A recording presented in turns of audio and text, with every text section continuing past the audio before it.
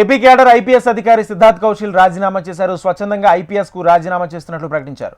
పూర్తి వ్యక్తిగత కారణాలతో రాజీనామా చేస్తున్నట్లు పేర్కొన్నారు. ఇది తన వ్యక్తిగత నిర్ణయం, ఎటువంటి ఒత్తిడి లేదన్నారు. కొన్ని కథనాల్లో వచ్చిన ఆరోపణలు పూర్తిగా నిరాధారణమైన పేర్కొన్నారు. రాజీనామాకు ఎలాంటి బలవంతం, వేధింపులు లేవని లేఖలు తెలిపారు. ప్రభుత్వానికి, సహచరులకు, ప్రజలకు సిద్ధార్థ్ కృతజ్ఞతలు తెలిపారు.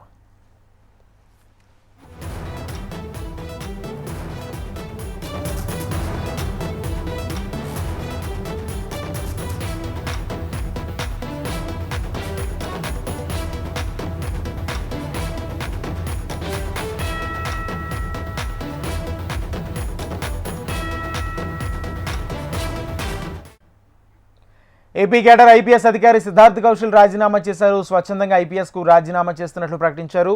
పూర్తి వ్యక్తిగత కారణాలతో రాజీనామా చేస్తున్నట్లు పేర్కొన్నారు. ఇది తన వ్యక్తిగత నిర్ణయం, ఎటువంటి ఒత్తిడి లేదన్నారు. కొన్ని కథనాల్లో వచ్చిన ఆరోపణలు పూర్తిగా నిరాధారణమైనని పేర్కొన్నారు.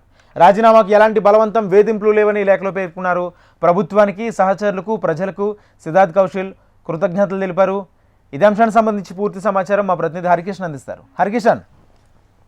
రాజేంద్ర, 2012 బ్యాచ్ కి చెందినటువంటి ఐపీఎస్ అధికారి సిద్ధార్థ కౌశల్ ఈ రోజు వాలంటీర్ రిటైర్మెంట్ తీసుకున్నారు. తన పదవికి రాజీనామా చేస్తూ ప్రభుత్వానికి లేఖ పంపారు. అనంతరం మీడియాకు కూడా, అంటే తనపై వస్తున్నటువంటి కథనాలకు సంబంధించి పూర్తిగా వివరణ ఇచ్చే ప్రయత్నం చేస్తూ మీడియాకు కూడా ఓ లేఖ పంపారు. ప్రస్తుతం వాలంటీర్ రిటైర్మెంట్ తీసుకున్నటువంటి కంప్లీట్ గా ఇదంతా నా వ్యక్తిగతం, ఎటువంటి ఎవరి ఒత్తిడి కూడా లేదు. సో ప్రజలకైతే సేవలు అందిస్తాను, అవి ఏ మార్గం ద్వారా అన్నది మాత్రం ముందు నిర్ణయించుకుంటాను. ప్రస్తుతం మాత్రం తాను కేవలం ఎవరి ఒత్తిడి లేకుండా నా వ్యక్తిగత రాజకీయ కారణాలతోనే తాను రాజీనామా చేస్తున్నానని చెప్పేసి కూడా ఈ రోజు మీడియాకు పంపినటువంటి లేఖలో ఆయన రిలీజ్ చేశారు. 2012 బ్యాచ్ కి చెందినటువంటి ఈయన ఆంధ్రప్రదేశ్ క్యాడర్ కి, తెలంగాణ ఆంధ్రప్రదేశ్ విభజన తర్వాత ఏపీ క్యాడర్ కి కూడా రావడం జరిగింది. అనేక ప్రాంతాలలో ఆయన ఐపీఎస్ అధికారిగా విధులు నిర్వహించారు. ముఖ్యంగా ప్రతి జిల్లాలో కూడా ఆయన పని చేసిన చోటల్లా కూడా తన మార్కు,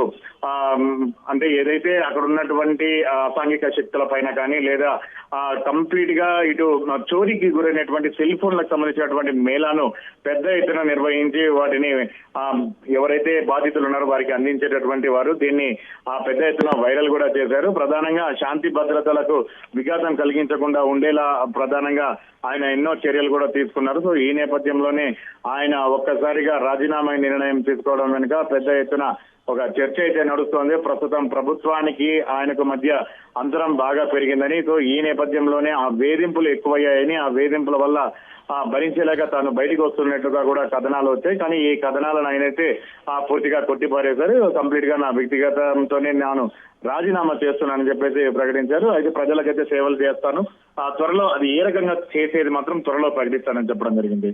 రాజేంద్ర.